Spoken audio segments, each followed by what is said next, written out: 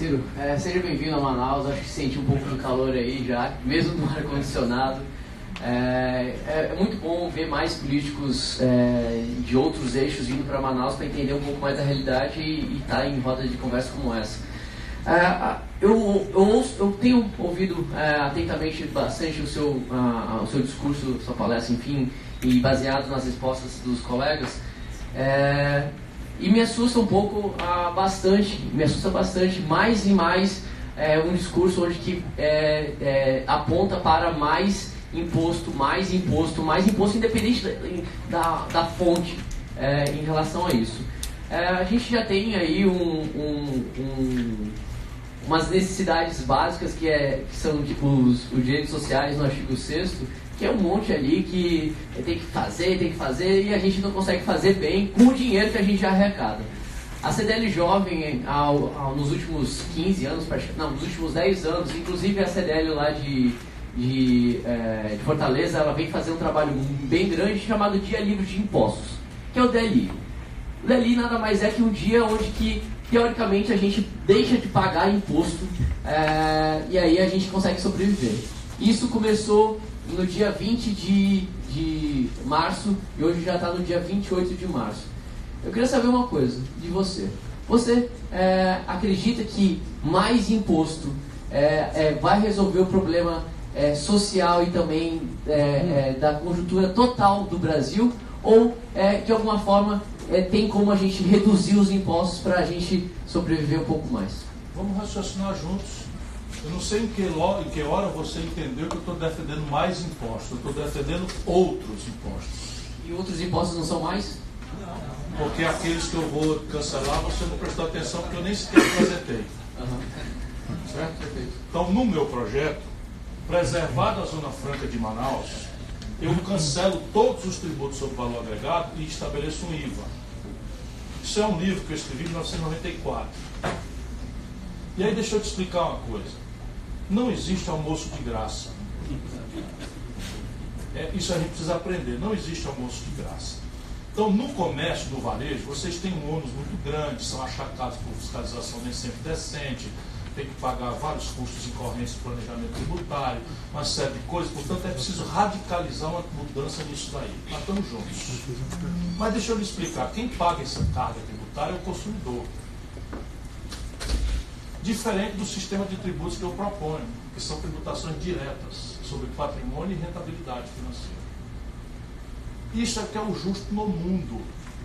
Porque sabe quanto é o IVA em média nos países de coisa? 7%. O pior IVA que eu conheço é 12%. No Brasil, a tragédia é tão grande pelo ganho de escala. O que é o ganho de escala? Se eu tenho 50% da população ganhando R$ 413 por mês, por cabeça, qual é o padrão de consumo e qual é o fato gerador que esses R$ 413 fazem para incidência no consumo? E os custos fixos do Estado Nacional Brasileiro, por exemplo, Exército, Marinha, Aeronáutica, são para todos, as estradas são para todos. Então, qual é o problema do Brasil? Você tem 50% da economia na informalidade, uma concentração de renda absolutamente selvagem e os custos fixos do Estado incidindo sobre uma minoria cada vez menor que permanece na formalidade do mercado de trabalho. Então, você tem razão, mas não tem, compreende? Você tem razão no diagnóstico, porque o peso fica muito grave. Você está carregando um preço que não é razoável. Mas a tua terapêutica de passar um dia sem pagar imposto é que nem cuspir para cima. Sabe qual é o efeito? Cai na testa. Vou te explicar por quê. Quando o Estado arrecada e gasta, e a ineficiência, a corrupção é outro assunto. Quando o Estado arrecada e gasta, e esse gasto é maior do que a arrecadação, ele incide em déficit. E ele tem que financiar esse déficit. Como é que ele financia esse déficit? Rivalizando contigo no crédito. Quem te deixa fora do crédito é o governo. Então tu não paga imposto, mas paga juro. E como na pessoa física tu gosta de juro, tu pede ao Estado para cortar as outras incidências que estão atrapalhando a tua competitividade do sistema. Então eu tenho que te dar um juro compatível com aquilo que é ser menor do que a rentabilidade média dos negócios. Eu tenho que te dar para poder te oferecer, te cobrar um diálogo, uma presença num diálogo de uma reforma tributária eu tenho que fazer com que você se sinta muito estimulado a sentar, porque eu vou te dar, como resultado disso, que a taxa de juros de desconto da tua duplicata vai ser menor do que o teu lucro médio. Compreende?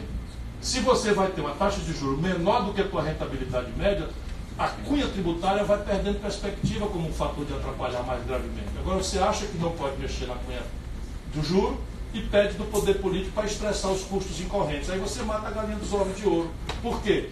Porque o capitalismo moderno se afirma no consumo de massa. E o consumo de massa se afirma na renda. Então o que é que nós estamos fazendo? Nós estamos deprimindo a renda e o crédito populares e estamos destruindo nosso tecido produtivo. Você compreende isso que eu estou dizendo? Então isso tudo é casado uma coisa com a outra. Por isso que não é salvador da pátria. Isso é um grande conflito que nós temos que resolver. Sabe, tem que ser, se pudesse fazer uma metáfora, assim, é um clube. Vamos nos sentar aqui. O que é que a gente quer do país? Vocês querem a BR-319? Vocês querem a renúncia fiscal de 25 bilhões para a Zona Franca de Manaus? Vai botando na conta. Vocês querem ter universidade federal? Quanto custa? Vocês querem ter um instituto de pesquisa? Bota aí quanto custa. Quer ter um Instituto Nacional de Biotecnologia ativo, não seja um prédio no elefante branco? Quanto custa? Depois faz isso para o país inteiro e faz a conta. E depois que a conta estiver feita, que eu chamo de orçamentação, vamos dividir a conta. Não é assim que a gente faz no clube? No clube a gente faz assim. Só que no clube a gente tende a ser democrático. No Brasil, como metade do povo não ganha nada, a gente tem que fazer uma conta progressiva. Percebe? Por isso que a gente precisa ter uma alíquota de imposto de renda mais progressiva, como eu criei quando eu fui ministro. Vou dar um nome aqui. O William Bonner ganha, consta entre 800 mil e 1 milhão e 100 mil reais de salário por mês. E o Brasil permite, ele não está cometendo crime nenhum, que ele se apresente como uma pessoa jurídica. Sabe quanto é o imposto de renda dele? 15%. Eu pago 27 mil porque eu não aceito fazer empresa para fazer uma palestra, dessas que eu cobro, para poder fazer de graça para a juventude e viajar aí, para você precisar roubar nem aceitar a favor de ninguém. Então essas coisas são assim, não adianta tu pôr a tua posição, está correta. Porra, imposto demais, muita confusão, muito gasto, muita charge, muita inteligência, dificuldade. Está coberto de razão, mas tu vai ficar só do teu lado e o outro. E o outro lado. Esse é o problema do Brasil, da nação brasileira está se esgarçando. O Paulo Guedes chega a dizer que o povo brasileiro não poupa o povo pobre. Olha o que passa na cabeça de um sujeito desse. A ministra da Agricultura chegou a dizer ontem que a carne estava barata demais. Que subiu, que tinha que subir mesmo, que está barata demais.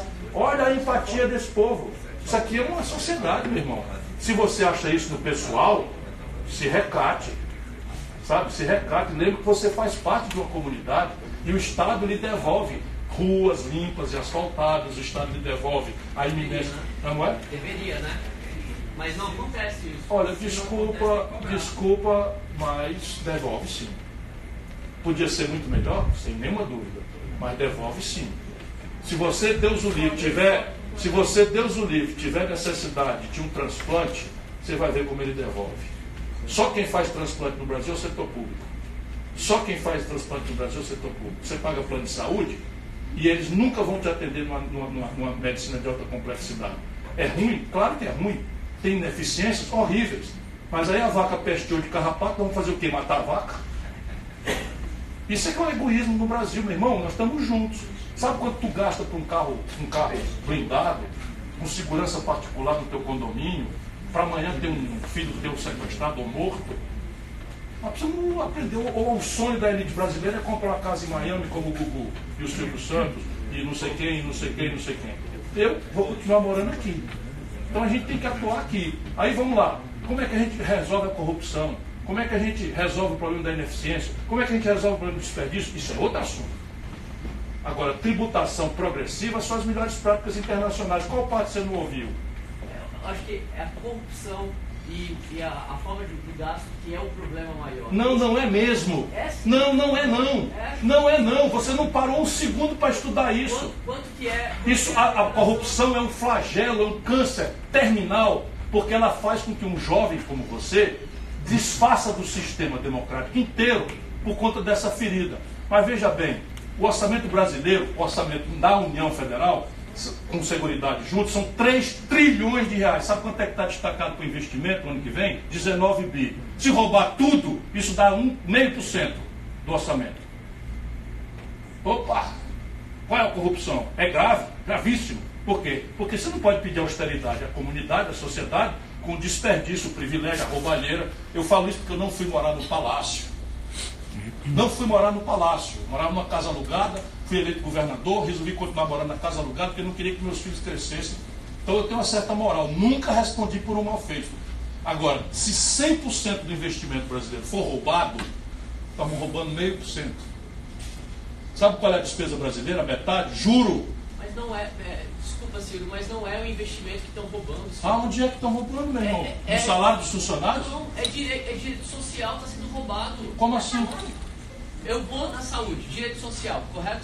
Não é saúde? Meu irmão, peraí um pouquinho. Você... É direito social. A saúde não é um direito social? É um direito. Perfeito. Sim. Então, a sociedade, ela precisa de um hospital. Tu já parou um minutinho para estudar a orçamentação da saúde brasileira? Então me responda quanto que representa a saúde. Não, eu vou te dizer. A questão é o seguinte, eu já falei no começo, talvez você não tenha tido a oportunidade de ouvir, mas eu falei que no começo a Constituição brasileira anuncia de forma muito generosa que todo brasileiro tem direito a uma saúde pública oferecida gratuitamente pelo Estado, sem qualquer condicionalidade, em qualquer nível de complexidade. Você tem ideia de quanto custa isso? Quanto que custa, então? Quanto custa isso? Vamos tomar o sistema canadense. Isso custa mais ou menos $9 mil por pessoa ano. Brasil. Não, o Canadá, que parece, custa $9 mil. O Brasil gasta $2 mil por cabeça ano. Perfeito. Isso é o dinheiro que está sendo investido, ele está sendo bem aplicado? Você quer me pegar uma caricatura e botar na minha conta? Eu já administrei o SUS. Acho que a discussão... Então eu vou dizer uma coisa para lhe chocar. Para a gente ter boa fé e discutir. Não fique zangado comigo. Não. Eu estou querendo lhe ajudar a entender o seu país. Eu também estou tentando. Que eu entenda. Então bote um número no seu raciocínio. Bote um número no seu raciocínio que me ajuda. Não quero andar dizendo bobagem. É sério? Então veja bem, para o gasto por cabeça ano do Brasil, nosso sistema único de saúde é uma coisa absolutamente impressionante. De maravilhoso. Absolutamente extraordinário. É porque tu não morou nos Estados Unidos como eu morei. Eu não tive essa oportunidade. Pois é, eu tive. Fui com uma bolsa para lá, para Harvard, e as pessoas dos Estados Unidos foram atropeladas na rua, não querem que você chame o SAMU, porque custa $2 mil. Um pobre ou classe média lá teve uma doença complexa, um câncer de pulmão no cérebro, morre porque não tem como tratar. E aqui quem dá resolutividade a 100% da medicina de alta complexidade é o setor público. Zero. Onde é que falha? Falha na emergência, porque a televisão só mostra isso, porque você não tem a restrição de clientela, você não tem regulação, e aí a pessoa vira um ônibus, chega 50 pessoas mazeladas, os políticos do interior deixam o povo andar de moto sem coisa, você tem 80% de politraumatismo das motos, e não sei o que e tal. Aí as pessoas têm uma queixa, eu falei isso antes de você. Agora, pelo dinheiro que se aplica por cabeça e a resultante, o Brasil é um fenômeno. Ciro, eu queria te fazer uma pergunta. Quer dizer que não tem roubalheira? Muita. Muita. Agora, ao invés de ficar no difuso, aproveita e denuncia uma. Não faz não. Nunca fez nenhuma vez. Nunca fez. Nenhuma vez. Nunca fez. Porque se tiver feito, vai me dizer, eu vou lá te cumprimentar. Então, me cumprimente, Ciro, porque eu faço o meu papel aqui na cidade. Um delegado de polícia a quem você procurou? Ciro, desculpa, mas eu faço o meu papel de cidadão aqui na cidade. De falar? Não. Há 10 anos, Ciro. De falar? Sim, de falar e de denunciar. Mas qual foi o delegado de polícia a quem você deu uma notícia crime, meu irmão? Não é obrigação sua, não. Ciro, desculpa, me perdoa, mas o posicionamento aqui não é criminal. O papel aqui... Desviar dinheiro é crime. Não, você está falando de eu ir na delegacia... É evidente, se você sabe disso e não denuncia, você é omisso, conivente. Não. Omisso e conivente. Eu acabei de dizer aqui que a Localiza está subtraindo, junto com as locadoras, está subtraindo. Esses caras me odeiam, me esculhambam e tal. Eu outro dia disse que o Dória recebeu não sei o que e tal, processo. Chamei o Eduardo Cunha de ladrão, processo. Chamei o Michel Temer de ladrão, processo. Eu digo aonde foi, que hora foi, a minha denúncia. Agora você, no difuso, sabe o que você faz? Você só está depreciando a democracia. Sabe, isso é que está matando o Brasil. Porque a democracia somos nós, meu irmão. A gente conversa lá no Jaraqui Valley depois. Só que não vai ter para você? Não, na verdade é uma pergunta para você citar. Desculpa, é porque eu estou querendo ajudar a pensar. Se a gente ficar repetindo esses truísmos, não dá em nada, dá sabe o que no Bolsonaro. Eu posso, com muito respeito, eu não vou cometer nenhuma gafe, eu sei que ele tirou 70% em Manaus. Eu tenho muito respeito pelo povo que votou nele, porque eu sei que o povo votou nele com razão, porque votou revoltado com a pior crise econômica e com a ladroeira generalizada que o PT promoveu no governo. Então, não me confunda. Agora, o Bolsonaro é um imbecil completo, despreparado, e vai afundar o nosso país. Vai afundar o nosso país. Olha o que eu estou dizendo. Anote aí, faz 10 meses que ele é presidente. Só um minuto aqui. Só para perguntar se está à vontade, por causa do horário. Eu estou. Tá? Completamente. Eu adoro isso. Eu me alimento disso. Pela boa. Então, é o seguinte, A minha veemência é só porque eu acredito muito no que eu falo. Entendeu? Até a hora que alguém me dê uma ideia nova, eu troco. Não, é porque eu estou preocupado que as pessoas estão aqui já há mais de 3 horas. Para vocês é que sabe. Eu estou com muita felicidade e alegria aqui. Agradecido. Obrigado. Eu estou imaginando fazer mais 3 perguntas e depois liberar o pessoal e o Ciro ficar à vontade até meia-noite aqui. Tá, mas só vou resolver agora, pessoal, tá bom? Eu vou fazer 3 perguntas oficiais aqui. Vai ser uma de você que está com o microfone, né? Outra uma de vocês dois aí. Pessoas diferentes, a gente. Não, eu só posso ser 3, eles estão pedindo aqui na frente. Que uma vocês se entendam aí. Pode ser conjunto, pode ser vocês dois, uma pergunta só, entendeu? Aí outra dele aqui e última do secretário aqui de... Então assim, só posso fazer 3, depois eu vou dissolver e quem quiser ficar, fica. Ok? Pode ser assim? Eu vou só fazer assim, vou pegar, vai ser 3 oficiais, tá? E encerra e fica à vontade aqui, tá bom? Só pra gente poder criar uma... Ok? Então vamos começar. Quem tá com o microfone aí? Bernardo, quem tá com o microfone? Você? Tá, faz o Bernardo, você é jovem. Faz a pergunta, depois a Taliba e depois o Vista, tá? Desculpa, o Vista. Vamos lá, então um aqui, outra aqui. Vou fazer 4 então, pronto. Vamos lá, Bernardo, rapidinho a pergunta aí. Boa noite, Ciro. Boa noite, meu irmão. Apesar de eu gostar do campo dos números, a minha pergunta é em outro ponto. A respeito da PEC da segunda instância, o teu posicionamento do teu partido qual é? Veja, o Brasil precisa discutir as coisas como elas são e não como esses ódios e paixões estão fazendo. Então, o que é que estabelece o princípio constitucional universalmente pacificado em todo o mundo civilizado? Presunção de inocência, ampla defesa, contraditório, ônus da prova a quem acusa e sentença quando o trânsito em julgado acontecer. Isto está escrito em todas as constituições do mundo civilizado. Portanto, eu sou absolutamente contrário à prisão antes do trânsito em julgado. Isto dito, só o Brasil, produto da nossa elite, dá 4 graus de jurisdição para crime comum. Então o problema não é a prisão em segunda instância. O problema é que o princípio do trânsito em julgado como a única razão para a execução da pena é um princípio fraudado no Brasil porque a elite conseguiu, ela que pode pagar advogado, 4 graus de jurisdição por crime comum. No mundo inteiro morrem 2. E é o que nós precisamos fazer, acabar com os recursos ao STJ e ao Supremo para crime comum.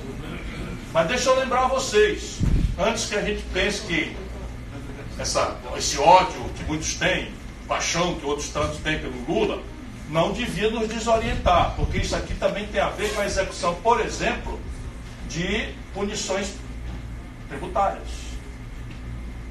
Por exemplo, é o mesmo princípio. Você só poderia liquidar um auto de infração tributária exaurido o itinerário de recursos, que é o princípio, né, do trânsito em julgado. Então, se você achar bom mandar prender o Lula, é bom lembrar que acaba também, ainda que você tenha graus de jurisdição em instância administrativa e em instância judiciária, e essa é a grande confusão no Brasil. A gente nunca tem direito, e eu estou chamando o tempo todo quais são as melhores práticas internacionais. Só tem um jeito da gente sair desses ódios e paixões, é dar uma olhadinha, pelo menos no que puder, como é que o mundo resolve isso. Então, em qualquer civilização do mundo, a presunção de inocência e o contraditório e a ampla defesa só se exaurem no trânsito em julgado. Trata-se de definir o que é trânsito em julgado. No caso do Brasil, trânsito em julgado são 4 graus de jurisdição. E quem fez esta baderna no Brasil? Lamentavelmente, a mais alta corte do país. Que sem que a lei mudasse, um ano e pouco atrás disse que a prisão cabia por 6 a 5, e um ano e pouco depois, sem que a lei mude, disse que por 6 a 5 agora na direção inversa, que não pode mais. Isso é uma vergonha, isso é um deboche absoluto que faz com que a sociedade perca a crença e a confiança no sistema democrático. E aí fica esses exercícios individuais de moralismo, de todo mundo é pilantra, menos eu, e tal, e não é assim que se constrói uma civilização. O país fica sem segurança política. Nada, zero. E aí você não entende, 33 bilhões de dólares foram embora do Brasil. Por quê? Porque os caras lá fora têm compliance, eles sabem. O que diabo é isso? Que merda é essa? O cara da mesma lei. A mesma lei, não mudou nada. Um ano e pouco atrás, e para desgraça nossa, com uma figura carismática como o Lula no centro do processo. Aí é um desastre, meu irmão. Portanto, a gente precisa deixar o Lula de lado, por bem ou por mal, e pensar nas nossas instituições para sempre. O que é correto, o que é decente, pouco importa os oportunismos de ocasião. E aí nós vamos aprender, por exemplo, que um juiz não pode liderar um processo penal.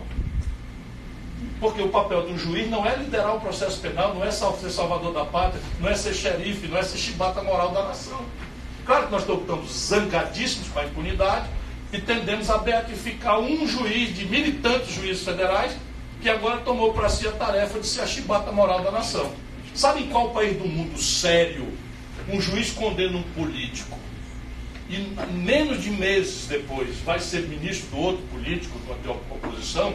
Em nenhum lugar do mundo. Isso é uma lesão ética absolutamente deplorável. Nós temos um politiqueiro endeusado por certas pessoas como um chibata moral da nação. E sabe o que ele plantou? Sabe o que ele plantou? Vem aí a amargura das amarguras. Nulidades. Porque essa pressa de ser chibata moral sai descuidando dos procedimentos corretos. Quando a imprensa parar de prestar atenção nessa novela e entra outra, não falta no Brasil outra novela, vai ser tudo anulado. E os picaretas, não é o Lula não só, Eduardo Cunha, Gedel Vieira Lima, Michel Temer, Antônio Palocci, só o puro bandido de milhões de reais. Tudo livre. Por conta do humorismo, do lavajatismo, da nossa pressa, né, de resolver os problemas. E de onde é que eu tiro isso? Operação Castelo de Areia. Tinha o juiz Valentão, tinha o delegado Valentão, tinha o procurador da República Valentão, tudo anulado. Operação Satyagraha. Tinha o juiz Valentão, tinha o procurador Valentão, tinha o delegado Valentão, que virou um político, virou deputado, e hoje é exilado de Suíça, que é o protótipo, não sei das coisas, você é muito novo, não sabe. E eu reconheço tudo isso. Então tudo isso vai ser anulado. Percebe? Então ele fica muito feliz, aquela grande catarse, a vingança, e de repente vai tudo para a rua com certificado de inocente sem ser. Ciro Moro não estava envolvido no caso do Estado que estava... Não tenho elementos para demonstrar isso. Não tenho elementos. Todo mundo fala, mas eu não tenho elementos para demonstrar isso. Ele foi. Ele foi. Vamos lá, você quer fazer uma pergunta? Pode fazer. Minha opinião, o Lula não tem nada de inocente. Eu sei de perto que ele não tem nada de inocente. Então, só para ninguém me confundir. O que eu quero é a regra. Porque se a regra não valer, meu irmão, é a selva. E na selva vale o mais forte. Oi, Ciro, me chamo Renan. Eu te acompanho desde sempre, assisto todos os teus palestras, todos os teus vídeos. Eu estou há 4 anos formulando essa pergunta que eu vou te fazer agora. Por incrível que pareça. É que eu já vi todos os vídeos, eu já sei os assuntos que tu falou, que tu não falou. Então, assim, a minha pergunta é em relação a uma cena do filme da Dama de Ferro, da Margaret Thatcher, que foi a Meryl Streep que fez, não sei se tu viu esse filme da Margaret Thatcher, Dama de Ferro. Não lembro. Tem uma para comprar nada. Então, numa família, alguém que paga a luz, outra água, outro não sei o quê. E eu queria saber como é que a gente muda isso, se isso tem a ver com a indexação do real, como é que a gente resolve ele, se eu não tenho dinheiro,